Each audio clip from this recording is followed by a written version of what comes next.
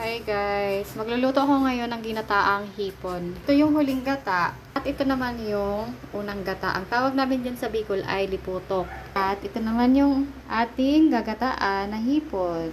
Iniready ko na nga pala mga day ang mga lahok na gagamitin ko. Yan din yung malunggay. So pag nagluluto kasi nito, hindi siya pwedeng pabayaan. Kailangan lagi siyang halu-haluin. Kaya, para hindi bumuo-buo yung kanyang gata. Hindi siya magkorta. Yun yung tawag sa amin sa Bicol, mga day. Ito na nga yung 2 cloves ng garlic. Siyempre, yung sibuyas, mga day. Lagay ko na siya habang hindi pa kumukulo. At halu-haluin ko na rin siya. Kailangan talaga, bago siya maluto, ang gata, kailangan halu-haluin mo para hindi siya bumuo-buo. Yung ibang mga day, kapag naggagata, nilalagyan nila ng luya para daw hindi malansa. Pero kasi ako, ayaw ko ng luya sa ginataan. Lalagay na rin pala natin ang ating hipon. Lutuin na natin siya mga day dito sa unang gata para hindi siya masayang. Para manuot-nuot yung katas ng hipon sa unang gata. Makikita nyo, ang bilis niyang maging kulay orange. Ang gata, ilalagay ko na rin ang kalabasa. Lulutuin ko na rin ang kalabasa sa unang gata, mga day. Napaka-challenge nga magluto ng ginataan kasi kailangan talaga bantayan mo talaga siya. Nandyan ka lang. Kaya bago pa ako nagluto, mga day, talagang niready ko na yung ating mga ingredients. Dahil matigas ang sitaw, sinama ko na rin ang sitaw, mga day, sa unang gata. At nga pala ang sitaw din kapag kasama siya sa ginataan. Isa ito sa mga paborito kong gulay sa mga ginataan. So, balik tayo sa paghalo-halo, mekos-mekos. Bihira lang ako magluto ng ginataan, mga day, kasi napaka-challenge niya lutuin. Maglalagay na rin pala ako ng paminta, mga day, para hindi na talaga ako umalis dito sa aking paghalo. Ayan, mga day, tsaga-tsaga lang sa paghalo ng ginataan para sa mas masarap na resulta at ginataang hipon. Kung mapapansin nyo, kumukulo na siya. So, ibig sabihin, malapit na siyang maluto. Maluto yung gata.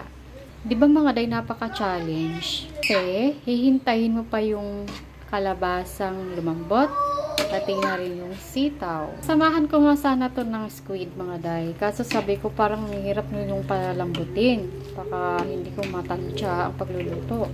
Kasi pwede yung ma-overcook at hindi rin siya pwedeng hilaw kasi magiging makunat. Kaya na rin pala ako ng asin, mga day, para matansya ko rin ang lasa.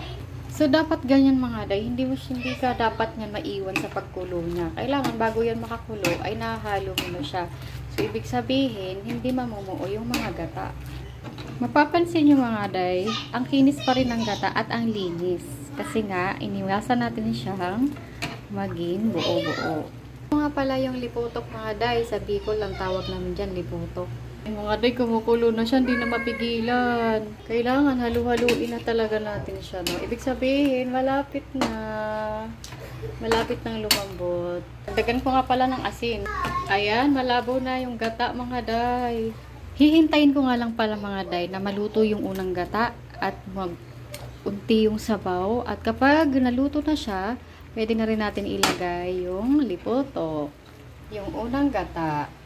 Ganito ako, mga day, magluto ng ginataan. Kasi gusto ko, lahat ng mga ingredients ay maluto muna siya sa isang gata para marami pa rin gatang may iwan. Kapag yung gagamitin kong gata ay yung liputok na, yung first gata natin.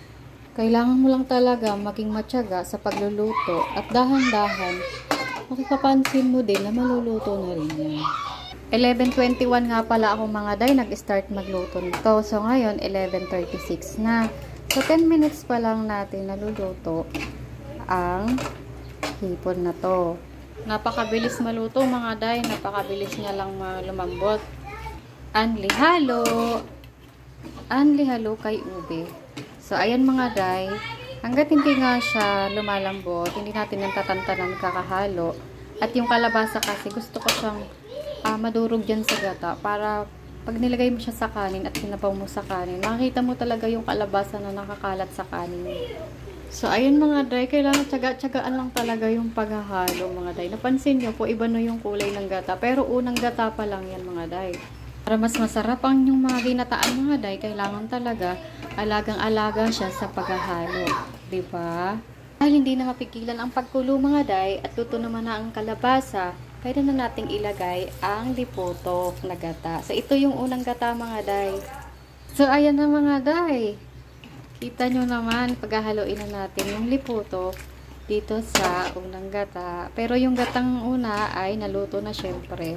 So, ito na yung final na sabaw ng ating ginataan. At hihintayin lang natin maluto yung unang gata.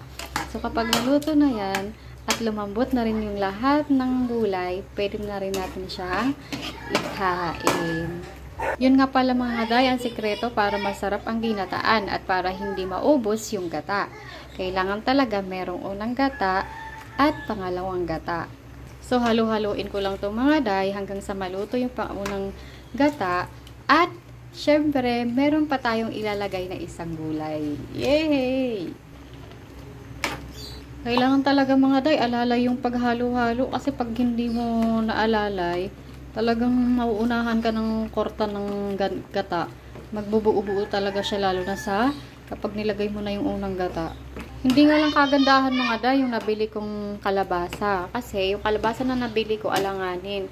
Hindi siya ganun kakulay dilaw at hindi siya ganun kaligat. Lasang-lasang hipon na mga day. Lasa na yung seafoods. Tingin ko mga day, luto na rin yung pangalawang gata na binuhos ko. So, ang lalagay natin ngayon, yung kahuli-hulihan nating gulay. Haluin natin agad mga day kasi baka maunahan tayo ng gata. Baka mamuo. Sa ginataan nga mga day, gusto ko talaga yung malunggay ay overcook mga day. Kasi mas masarap ang lasa ng ginataan, malinamnam kapag mayroong malunggay. Papansin nyo, hindi pa rin siya nababawasan ng gata at hindi pa rin siya naiigahan. Kaya kailangan talaga mayroong una at pangalawang gata. Bye! Ayan na ang ating ginataang hipon na may malunggay, kalabasa at sitaw. Ayan mga day. Talagang sagana siya sa gata. Ayan.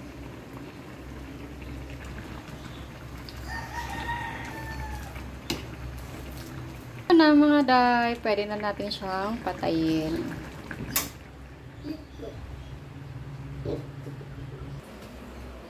Ito na mga day, ang ating ginataang hipon sa malunggay.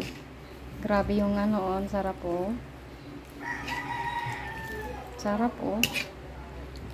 Sarap ng pagkaluto mga day.